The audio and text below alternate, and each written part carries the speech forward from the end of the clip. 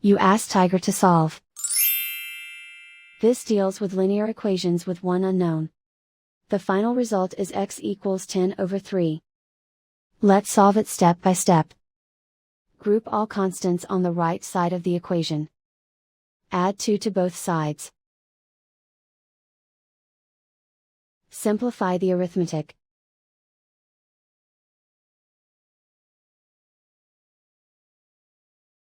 Isolate the x.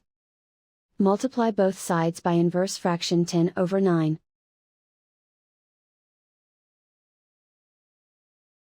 Group like terms.